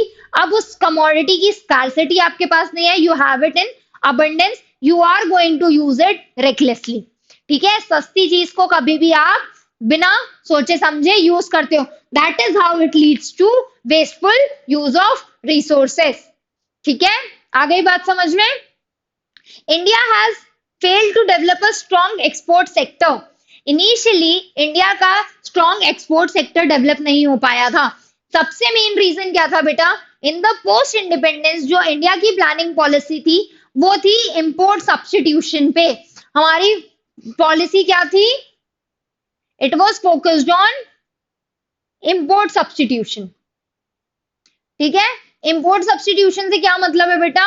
कि आप अपनी डोमेस्टिक इंडस्ट्रीज को प्रोड्यूस करना चाह रहे हो, आप कोशिश कर रहे हो कि आपको चीजें इंपोर्ट ना करनी पड़े, आप सेल्फ रिलायंट सेल्फ सफिशिएंट रहो। ऑल्सो क्योंकि नई नई कंट्री है, ओके, तो उसे उसकी बेसिक इंडस्ट्रीज को प्रोटेक्ट करना भी बहुत जरूरी है। This was the main reason कि हमारा जो एक्सपोर्ट है, ओके, वो बहुत स्ट्रांगली डेवलप इनिशियल ईयर्स में नहीं हो पाया था। हम मेनली इंपोर्ट कर रहे थे रिसोर्सेस को। ठीक है, फूड को इनिशियल ईयर्स में even we had to import food. That is the reason why our export sector did not develop, क्योंकि हम एग्रीकल्चरली भी बैकवर्ड थे, इंडस्ट्रियली भी we were not very sound to produce high quality goods which can be exported and which were in demand in the global market. दो तरह पे, दो points पे ये आंसर समझना है। पहली चीज, we were not competent enough. दूसरी चीज, we were trying to protect our own industries and our focus was on self reliance and import substitution. ये दो टाइप के रीजंस आपको मेंशन करने होंगे। Here you can see the answers. Prices are signals of availability of good. Rising prices reflect scarcity, leads to judicious use. बेटा ये सारे जो कीवर्ड्स होते हैं ना, इनको आपको यूज करना है अपने आंसर में। जुडिशियस यूज, स्कार्सिटी, ये इकोनॉमिक्स स्पेसिफिक कीवर्ड्स हैं जो हम इकोनॉमिक्स के पेपर में ही यूज करते हैं। इनको कीवर्ड्स बोलते हैं। ये आपको अपने आंसर में इंक्लूड करने होंगे। इनके बिना, इनके यूज किए बिना आपका आंसर कहीं ना कहीं इनकम्प्लीट ही रह जाएगा। आ रही है बात समझ में? चलिए अगला क्वेश्चन देख लेते हैं। यहाँ पे मैंने सारी चीजें आपको ऑलरेडी एक्सप्लेन कर दी है। Judicious use of scarce resources and goods. Subsidies do not allow prices to indicate the supply of goods. ठीक है, सब्सिडीज से प्राइस इंडिकेशन नहीं हो पाता है। When goods are available at subsidized rate, it might result in overuse of resources without any concern for scarcity. ठीक है, आगे ये बात समझिए। आई have already explain the concept. और एक्सपोर्ट वाला, India failed to develop a strong export sector until the mid 1980s because of inward looking trade strategy. Again you have a keyword here, inward looking trade strategy. ध्यान देना इन चीजों पे, ठीक है। That is focus on import substitution. ठीक है, हमारा focus क्या होता था? इंपोर्ट सब्स्टिट्यूशन पे। रिप्लेसिंग और substituting imports with domestic production. Protection from foreign competition was the major reason why India failed to develop a strong export sector. It was assumed that if domestic industries were protected, they would learn to compete in the course of time. This was for the sake of self-reliance. ये सारे points मैं आपको already बता चुकी हूँ और यही keywords आपको लिखने हैं एग्जाम में। Self reliance, protection of domestic industries, import substitution, inward looking trade strategy. ये आंसर में जब तक मेंशन नहीं होगा तब तक आपका आंसर इनकम्प्लीट होगा। ठीक है, 4 मार्कर है। अगर आपने सब कुछ लिखा है still you will gate 3 marks. 1 number आपका कीवर्ड्स की वजह से कट सकता है। स्पेसिफिक, हम सब्जेक्ट स्पेसिफिक आंसर लिख रहे हैं बेटा। We are the students of class 12th, हमें स्पेसिफिक आंसर्स लिखने होंगे। आ रही है बात समझ में? चलिए अगला क्वेश्चन देख लेते हैं। Comment upon the trend of output growth in different sectors from 1980 to 2015 among India, China and Pakistan. किस तरह से अलग अलग सेक्टर्स में ग्रोथ हुई है इंडिया, चाइना और पाकिस्तान में कंपैरेटिवली, हमें ये इस फिगर से, डेटा से एनालाइज करके बताना है। Have a look. इंडिया का सबसे पहले तो आप यहाँ पे इंडिया का एग्रीकल्चर सेक्टर देखेंगे 3.1 to 2.3। So there is a reduction in agriculture. हम एक सेक्टर वाइज आंसर फ्रेम करेंगे। ठीक है, एग्रीकल्चर की बात करते हैं। इंडिया में रिड्यूस हुआ है, ठीक है, रिडक्शन फ्रॉम 3.1 to 2.3। अगर चाइना की एग्रीकल्चर की बात करें वहां भी there is reduction 5.9 to 4.1। Okay, China's contribution has also reduced. Pakistan has the same fate. Okay, reduction in Pakistan as well. Coming on to industry sector, India में decline हुआ है 7.4 to 5. Okay, China में 10.8 to 8.1. Then Pakistan में 7.7 to 3.4. Industry sector सभी में degrade हुआ है। Okay, output growth सभी में degrade हुई है। Then services 6.9 to 8.4, इंडिया में highly increased. Okay, 13.5 services sector growth, China में to 8.4 डिक्लाइन एंड पाकिस्तान में 6.8 to 4.4 अगेन डिक्लाइन। तो ग्रोथ जो है सेक्टर्स की अगर हम बात करें तो मेनली इंडिया हैज ग्रोन, और वो भी on the basis of what? On the basis of the service sector. ठीक है, यही अंडरस्टैंडिंग को हमें यहाँ पर दिखा देना है। Okay, in the last 4 decades 1980s to 2015 की बात हो रही है यहाँ पर। The growth of agriculture sector which employs the largest population in all 3 countries has declined. Simple बात आपने बता दी। Industrial sector, China has maintained a near double digit growth, whereas India and Pakistan growth rate has declined. China somehow maintain करा हुआ है but India Pakistan में decline हुआ है। In case of service sector, India is able to raise its rate of growth during the time period while China and Pakistan stagnated with their service sectors. Thus, India's growth is mainly contributed by service sector. Okay, during this period, China and Pakistan have shown deceleration in all 3 sectors. बहुत basic सी understanding थी, हमारे पास में पूरा table already था, उसी में मैंने बताया आपने तीनों सेक्टर्स के बेसिस पर एग्रीकल्चर, इंडस्ट्री और सर्विसेज, उसके बेसिस पर यहाँ पे कंक्लूजन लिख दिए हैं। ठीक है, जो भी ऑब्जर्वेशन थी पॉइंट नंबर 1 2 3 बुलेट पॉइंट लिख सकते हैं, 1 2 3 लिख सकते हैं, Roman numericals ABCD, whatever you want to write you can write in that format, but pointers में लिखोगे आंसर तो बेटर रहेगा। ठीक है, just keep this thing in mind that you are suppose to write the answer in pointer format. ठीक है, चलिए अगला क्वेश्चन देखते हैं। State whether the following statements are true or false with valid arguments। अब आपको बताना है कि ये जो स्टेटमेंट्स हैं ये ट्रू है या फॉल्स है, और उसके साथ में आर्गुमेंट देना है, उसको सपोर्ट करना है। अगर ट्रू बोल रहे हो तो क्यों, अगर फॉल्स बोल रहे हो तो क्यों। The percentage share of agriculture sector in exports of country declined in the period 1950 to 1990। ठीक है, 1950 to 1990 का जो पीरियड था, एक्सपोर्ट्स में एग्रीकल्चर का शेयर डिक्लाइन हुआ था। हाँ जी बेटा, एक्सपोर्ट्स में एग्रीकल्चर का शेयर डिक्लाइन हुआ था। Prior to 1950 India was a colony. India के जो एग्रीकल्चर प्रोडक्ट्स होते थे वो ब्रिटेन बहुत ज्यादा एक्सपोर्ट करता था। Post independence India face the food crisis. ठीक है, फूड क्राइसिस की सिचुएशन थी, और फूड क्राइसिस की सिचुएशन की होने की वजह से इंडिया कुड नॉट एक्सपोर्ट, बल्कि India was dependent on imports from America for basic necessities like wheat. ठीक है, तो एक्सपोर्ट करने का तो सवाल ही नहीं उठता।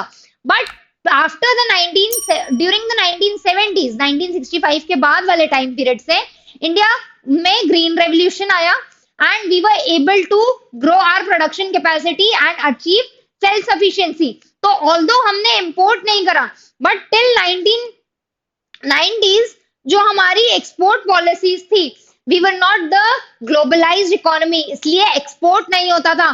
सो the growth of export was on decline. आगे क्या बात समझ में, this is the yes true हो जाएगा, और उसका रीजन मैंने आपको एक्सप्लेन कर दिया। The next part of this question is the Gulf crisis and the collapse of Soviet bloc was responsible to a certain extent for the economic crisis of 1991। अब सबसे पहले बेटा ये बताओ कि 1991 का जो इकोनॉमिक क्राइसिस था वो क्या था। इंडिया का बैलेंस ऑफ पेमेंट बहुत ज्यादा एडवर्स हो गया था, and we had the foreign exchange reserves just for 1 week. हमारा जो फॉरेन एक्सचेंज रिजर्व था वो डिक्लाइन हो गया था। अब गल्फ क्राइसिस और कोलैप्स ऑफ सोवियत यूनियन से ये कैसे रिलेटेड था? हाँ जी बच्चे, वो रिलेटेड था, और वो ऐसे कि गल्फ एरिया में क्या हुआ था, यूएस और ईरान में वॉर हो गई थी। ईरान जो है वहां से इंडिया मेजरली ऑयल इंपोर्ट करता है। यूएस ईरान में वॉर हो जाने की वजह से जो ऑयल के प्राइसेस थे वो बहुत ज्यादा इंक्रीज हो गए थे। ओवरऑल इंडिया में ऑयल बहुत ज्यादा इंपोर्ट किया जाता है। ठीक है, ऑयल के प्राइसेस बहुत ज्यादा इंक्रीज हो गए हैं। ठीक है, ऑयल के प्राइसेस इंक्रीज हो गए हैं, तो क्या होगा कि इंडिया जो है वो ज्यादा चीजें इंपोर्ट, ऑयल को इंपोर्ट करने के लिए उसे ज्यादा पैसे देने पड़ेंगे। अल्टीमेटली उसका जो फॉरेक्स रिजर्व है, फॉरेन एक्सचेंज रिजर्व है, वो ड्रेन होगा। Now you have to pay more money because the oil is expensive due to the Gulf crisis. Now collapse of Soviet Union. Soviet Union India का एक major trading partner था since the beginning. India के कई सारे exports जो थे वो Soviet union में जाते थे, but after the breakup of Soviet Union into different countries, अब Soviet Union Ukraine, Uzbekistan, Kazakhstan, different countries में ब्रेक हो गया। ये कंट्रीज जो है इंपोर्ट्स नहीं करती थी इंडिया से ज्यादा। इनिशियली न्यू कंट्रीज हैं वो भी इंपोर्ट सब्स्टिट्यूशन की पॉलिसी अपनाएंगी, तो इंडिया का जो एक्सपोर्ट ओवरऑल सोवियत यूनियन में जाता था वो कम हो गया। अब एक्सपोर्ट से मिलने वाला पैसा इंडिया के पास कम हो गया है, तो आपके पास में इंपोर्ट जो है, इंपोर्ट प्राइसेस इंक्रीज हो गया है, import bill has increase but the exports have decline. Ultimately आपका जो बैलेंस ऑफ पेमेंट है वो बहुत ही इनफेवरेबल हो गया, and you had to face the balance of payment crisis and the crunch on forex reserve. This was how the Gulf crisis and disintegration of Soviet Union led to the economic crisis of 1990। आ गई क्या बात समझ में? इसी को आप valid yes और नो लिखकर both the statements are true. ठीक है, अलग अलग आप इन रीजंस को डिटेल आंसर लिखकर एक्सप्लेन कर देंगे। Have a look. ठीक है, the given statement is true. The first point, the share of agriculture sector has fallen because of the reasons. During this period, there was substantial growth in Indian industrial sector. With growth in industrial sector, the domestic demand of agriculture products increased and they were being used as raw material in the Indian factories itself. Then during this period, there was a tremendous increase in population of the country, and as the population grew, the demand for agriculture products was more in the country itself. And I have given you additional points also. ठीक है, वो भी आप mention कर सकते हैं. Coming on to the Gulf crisis and collapse of Soviet Union, the USA declared war with Iraq in early 1991 because of Saddam Hussein's attempt to take over Kuwait. Iraq and Kuwait were big suppliers of oil. With the ongoing war, क्या हुआ? Ships found it hard to reach the Persian Gulf. Also, many oil wells were burnt. Oil prices increase हो गए थे, और oil prices increase होंगे तो India पे कैसे इफेक्ट होगा? I've explained already. Then Soviet Union, I've explained. Since 1960, Soviet Union was our biggest export destination. Okay, with the split into 15 nations, okay, the exports were significantly affected. With import bill rising and exports falling, our foreign exchange position got worsened. Import bill rise हो गया, exports decline हो गए. This is how I explained this whole concept to you. आ गई है क्या बात समझ में? Easy questions हैं, understanding पर है बेटा सब. ओके, यहाँ पे आपकी अंडरस्टैंडिंग कितनी अच्छी है, आप अपना आंसर कितने अच्छे से डिलीवर कर पा रहे हैं, ये पूरा उसी बात का काम है. आ गई बात समझ में? चलिए अगला क्वेश्चन डिस्कस कर लेते हैं. What is migration, what are its costs and benefits? Migration क्या होता है? When people leave their place of origin and they shift to another place because of various factors. It is called migration. आ गई है बात समझ में? Migration क्या होता है? People leave their place of origin and they shift to a new place. It can be in search of employment, okay, it can be in search of better living conditions, better educational opportunities. There are various reasons. अब उसका cost क्या होता है, ठीक है, और उसके benefits क्या होते हैं? There are several benefits of migration. When you migrate to a new place, you can usually find better employment opportunities, you can find better healthcare facilities, basic amenities better मिल जाती है, educational facilities मिल जाती है, intermixing of culture हो जाता है. Suppose we talk about Delhi. Delhi में आपको आज मिनी इंडिया मिल जाता है. All the people from different cultures, सब लोग साथ में रह रहे हैं, ठीक है. But on the other hand, the disadvantage या cost of migration is people migrate, they might not have the adequate space to accommodate, ठीक है. Slums are a major cost of migration. Okay, people lose their values, people lose their roots. This is a major cost of migration.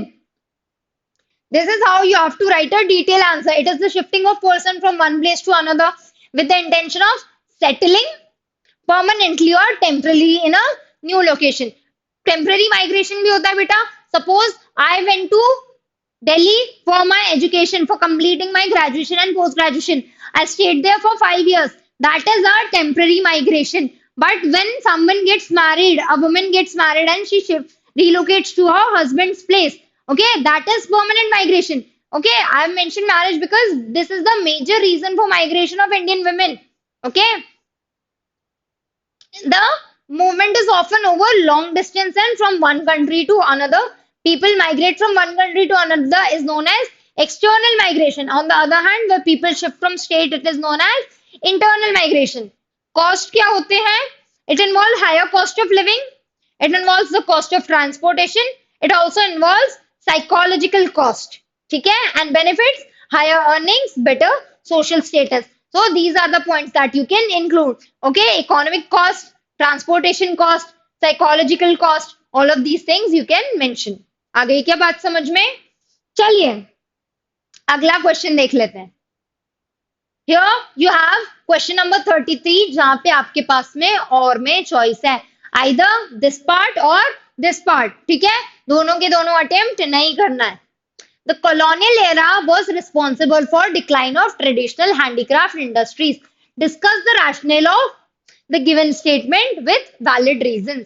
Traditional handicraft industry जो थी India की, that phase decline during the colonial rule. बेटा बहुत simple सी बात है, before the advent of British Okay, British East India Company in India. India was the workshop of the world, India को बोलते थे workshop of the world. World trade में India का शेयर कितना था? 25%। इंडियन टेक्सटाइल जो थी वो पूरे वर्ल्ड में एक्सपोर्ट की जाती थी, फेमस थी। इंडियन हैंडीक्राफ्ट्स पूरे वर्ल्ड में एक्सपोर्ट किए जाते थे, फेमस थे। बट जब इंडियंस को छोड़कर गए हैं ब्रिटिश, ठीक है, at the time of independence India का वर्ल्ड ट्रेड में शेयर वॉज मियरली 2%। अब ये 25% से लेके 2% का डिक्लाइन जो है, इसी में इंडिया में एक फिनोमेना फेस करता है कॉलोनियल रूल की वजह से, डी इंडस्ट्रियलाइजेशन।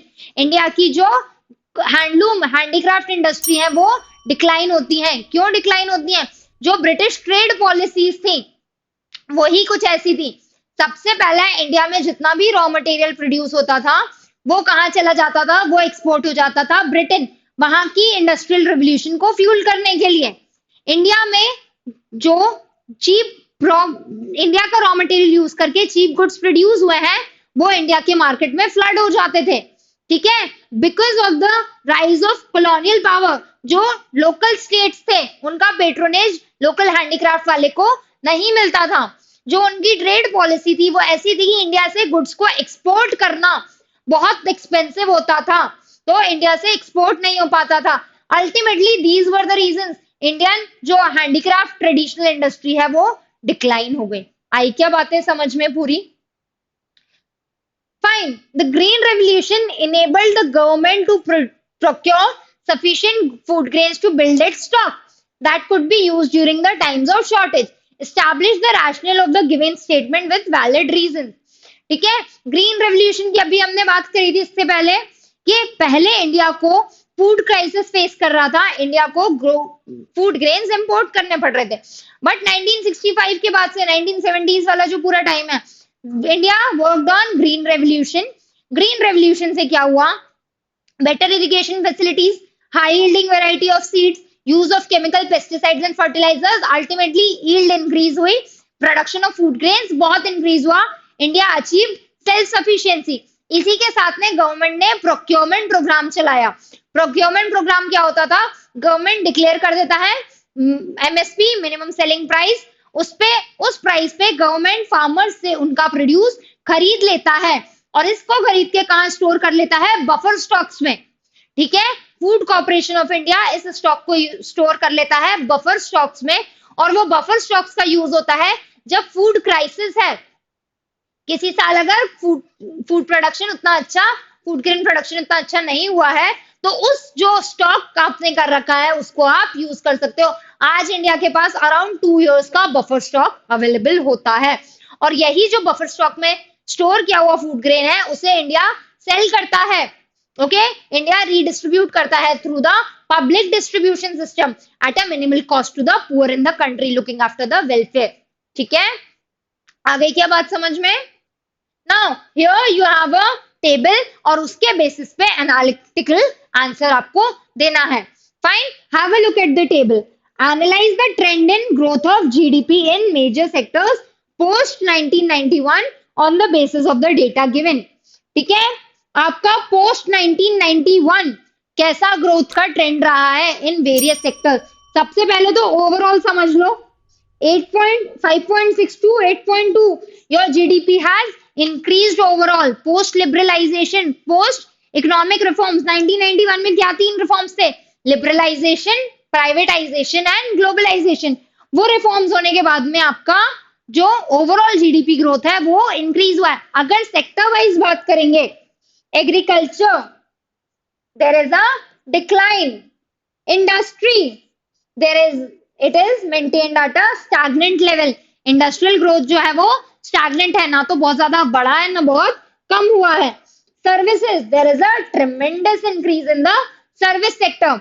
यही पूछा है, मेजर सेक्टर्स में हमें अगर एनालाइज करना है तो सर्विस सेक्टर में हमने बहुत ज्यादा ग्रोथ देखी है, एग्रीकल्चर में डिक्लाइन है और इंडस्ट्री समहाउ स्टैग्नेंट मेंटेन है। Then which sector has witness growth highest than overall GDP growth in 2014-15? Okay, सबसे मेजर ग्रोथ किस सेक्टर ने एक्सपीरियंस करी है, that we have to tell. So सबसे ज्यादा किस सेक्टर में है देख लो बेटा, 2014-15 में ओवरऑल जीडीपी से ज्यादा किस सेक्टर की ग्रोथ रही है? The service sector has experienced a growth rate of 9.8% which is higher than the GDP growth rate. आ गए क्या ये सारे क्वेश्चन समझ में? चलिए एक बार हम इनके सैंपल आंसर्स देख लेते हैं। ठीक है, colonial rule was responsible for deindustrialization. Indeed, it is a well accepted fact that it was colonial rule which brought about the declines of India's world famous handicraft industry. The colonial government had its vested interest for reducing India to the status of mere exporter of raw material. ये हमने बात करी है, India became a mere exporter of raw material. India का major काम क्या हो गया था? रॉ मटेरियल को एक्सपोर्ट करता था। क्यों? क्योंकि वो रॉ मटेरियल कहाँ यूज होता था? ब्रिटेन की इंडस्ट्रीज में। This was essentially required by the coming up of modern industries in Britain. At the same time, India was to act as a ready market, okay, for the products of British industries. इसलिए India में cheap imports होते थे, which were sold at cheaper rates. So the handicraft started facing competition. ठीक है, foreign competition increase हो गया था from machine-made goods. The British did not contribute significantly to the replacement of handicraft industry by modern industry. And में हमें ये बात बोलना है कि इंडिया में डी इंडस्ट्रियलाइजेशन क्यों हुआ है बेटा? क्योंकि ब्रिटिश ने हमारी ट्रेडिशनल हैंडीक्राफ्ट इंडस्ट्री को तो सप्रेस कर लिया, लेकिन मॉडर्न इंडस्ट्रीज की ग्रोथ के लिए कोई भी नेसेसरी स्टेप्स नहीं लिए, जो किसी भी गवर्नमेंट की रिस्पॉन्सिबिलिटी होती है। But since it was a colonial government, उसका काम सिर्फ इंडिया से बेनिफिट एक्सट्रैक्ट करना था और इंडिया को उस कॉस्ट पे एम्पावरिश करना था। ठीक है, coming on to the next question regarding the green revolution. Okay, हमारे पास में stocks develop हुए। It is correct to state that green revolution enabled the government to procure sufficient food grains to build its stock too. ठीक है, spread of green revolution technology enabled India to achieve self-sufficiency. There was no longer at the mercy of USA or other nations to meet food requirements. By late 1960s, Indian agriculture productivity has increased sufficiently to enable the country to become self-sufficient in food grains, which was a remarkable achievement. और भी जो additional points हैं वो मैं आपको explanation में समझा चुकी हूँ। You can add those points, okay, regarding increase supply, okay, buffer stocks, MSP, procurement, आप ये सारा कुछ एक्सप्लेनेशन में लिख सकते हैं फॉर श्योर। ठीक है, अगला जो था, it was on the basis of this table. ठीक है, हमें एनालाइज करना था sector wise growth. So we just have to write the answer in detail. The growth of GDP increased from 5.6% to 8.2%. The growth of agriculture has declined. Okay. Industrial sector has reported fluctuations and the service sector has gone up during the reform period. This is what we have analyzed. ठीक है, agriculture में decline हुआ है, industrial sector somehow same है, service sector की increase हुई है growth. Okay, after 2012, there has been setback in the growth rates of different sectors. Agriculture recorded a high growth rate during 13-14. The sector witnessed negative growth rate in the subsequent year. Service sector continued to witness high level of growth, higher than overall GDP in 2014-15. Then industrial sector witnessed steep decline during 13-14 and began to show positive growth in 14-15. This is how you have to explain. आपने 2000 आपको अलग अलग years के दिया हुआ है data, have a look, 91 तक का डेटा दिया हुआ है। फर्स्ट आप इस बेसिस पे अपना कंक्लूजन लिख देंगे, फर्स्ट पॉइंट जो आपका हो गया। Then compare to the subsequent years 2013-14 और 14-15 के बेसिस पर भी आप अपना एनालिसिस और एक्सप्लेनेशन प्रोवाइड कर देंगे। ठीक है, जो यहाँ पॉइंट्स में मेंशन किया हुआ है। Go through the slides, go through the examples, answers, आपको क्लियरली समझ में आएगा कि कैसे सेंटेंसेस फ्रेम करके आंसर्स लिखने होते हैं। आ गई ये बात समझ में? चलिए अगला क्वेश्चन, इसका और वाला पार्ट है। ठीक है, क्वेश्चन नंबर 33 का और वाला B part, which sector witness growth higher than the overall GDP, ये हम वहीं पे सॉल्व कर चुके हैं। It was the service sector. Okay, it has experienced higher growth rate. अब हमने सिर्फ सर्विस सेक्टर लिखकर नहीं छोड़ा है। Service sector grew at 9.8%, which was higher than the overall GDP, 7.4% for 2014-15. जब भी आपको डिटेल आंसर में लिखना होता है, भले ही छोटे से छोटा आंसर हो, राइट अ प्रॉपर सेंटेंस। ठीक है, चलो coming on to question number 34. Question number 34 talks about the reading the whole paragraph. You'll have a passage, a paragraph. Okay, इसे हम ध्यान से read करेंगे. You can read it from the slide and then you have to answer these questions. ठीक है? The questions are: the concept of human development is different from that of human capital, and what are the important aspects of human development? ठीक है, human capital और human development का concept कैसे different है। सबसे पहले बेटा ह्यूमन डेवलपमेंट क्या होता है? ह्यूमन डेवलपमेंट एक बहुत ही होलिस्टिक कॉन्सेप्ट है, ठीक है, it encompasses the broader perspective. Human development में क्या क्या आता है? Health, education and okay status of living, ठीक है, standard of living. Then human development का फोकस किस चीज पे होता है? It focuses on quality of life, enhancing the overall well-being of the person, ठीक है। सोशल इंडिकेटर्स भी इनकॉर्पोरेटेड होते हैं, like political freedom, gender equality, ये भी ह्यूमन डेवलपमेंट में इंक्लूडेड होते हैं। Now sense capability approach, Amartya Sen जो होते हैं कैपेबिलिटी अप्रोच की बात करते हैं, ठीक है। किसने इंट्रोड्यूस किया है capability approach? Amartya Sen, and he emphasises the capability of individuals to lead a nice kind of life they value. आई क्या बात समझ में? ह्यूमन डेवलपमेंट क्या है? होलिस्टिक अप्रोच है which talks about overall development of human beings, ठीक है, हेल्थ, ओके, एजुकेशन और स्टैंडर्ड ऑफ लिविंग, सभी चीजों की बात करता है, ऑल एनकम्पासिंग है, सोशल इंडिकेटर्स को भी इंक्लूड कर रहा है, क्वालिटी ऑफ लाइफ एनहांस करने की बात कर रहा है, कैपेबिलिटी पे बात कर रहा है। ऑन द अदर हैंड अगर हम देखते हैं ह्यूमन कैपिटल जो है वो एक इकोनॉमिक अप्रोच है। Human capital mainly talks about the economic productivity and skills of individual, किसी भी इंडिविजुअल की स्किल्स कितनी अच्छी है, how much he is productive economically, that is the main focus of human capital. And it talks about investment in skills, okay. Health की बात कर रहा है क्या? नहीं, it is focusing on skills, emphasizes education and training as investment to enhance productivity। इसका focus जो होता है लेबर मार्केट रिक्वायरमेंट्स पे होता है, ओवरऑल ह्यूमन वेलबींग पे नहीं है। What are the requirements of the labour market, उन स्किल्स पे फोकस होगा, उस लेवल ऑफ प्रोडक्टिविटी पर यहाँ पर फोकस होगा। Then the scope is very narrow, ठीक है, सिर्फ इकोनॉमिक एस्पेक्ट की बात हो रही है rather than overall well-being. On these basis, the human development approach and the human capital approach are different. Human development holistic approach है, human capital narrow approach है जो इकोनॉमी पे फोकस करता है। आ गई क्या बात समझ में? चलिए एक और क्वेश्चन था यहाँ पर, what are the important aspects of human development. अब हमने देखा कि ह्यूमन डेवलपमेंट किन किन चीजों पे बात करता है, हेल्थ पे बात करता है, एजुकेशन पे बात करता है, स्टैंडर्ड ऑफ लिविंग पे बात करता है, सोशल इंडिकेटर्स हैं, gender equality, political freedom, social inclusion, environment and sustainability, cultural freedom, सब चीजों की बात कर रहा है, ओवरऑल वेलबींग है, ठीक है, ऑल एनकम्पासिंग फिनोमेना है, ओवरऑल वेलबींग की बात हो रही है ह्यूमन डेवलपमेंट में। आ रही है बात समझ में? और इसी तरह से पॉइंटर्स बना के हमें आंसर लिख देना है। चलिए बच्चों, इस हिसाब से हमने आज पूरा इकोनॉमिक्स का सैंपल पेपर जो है वो सॉल्व कर लिया है, एक एक क्वेश्चन को डिटेल में डिस्कस करके।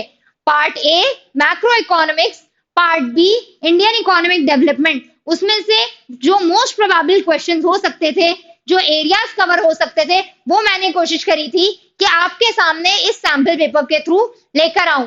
अगर आपको कोई भी क्वेरी है, कोई भी डाउट है, तो आप कमेंट सेक्शन में मेंशन कर सकते हैं, and we and our team और मैं पर्सनली आपके क्वेरीज को रिप्लाई करने वाली हूं। आ गई है बात समझ में? चलिए इन क्वेश्चन पेपर को खुद से भी सॉल्व करना है, रिवाइज करना है और अच्छे से पढ़ाई करनी है। या आप हमारी टेलीग्राम चैनल को भी ज्वाइन कर सकते हैं अगर आपको ऐसे रेगुलर फीडबैक्स चाहिए, रेगुलर इनपुट्स चाहिए हैं, अपनी बोर्ड प्रिपरेशंस को और स्ट्रॉन्ग करना है, सीयूईटी एग्जाम की तैयारी कर रहे हैं, so join the Telegram channel by CUT by Supergrads, and you can also refer to our CUT plus boards के कोर्सेज को आप ले सकते हैं और अपनी प्रिपरेशन को और स्ट्रॉन्ग कर सकते हैं। So okay, this is Pallavi Dubey, okay, signing off from Supergrads CUT plus board. I will meet you in the next lecture. Till then, keep working hard. All the very best for your board exams. Bye bye. See you.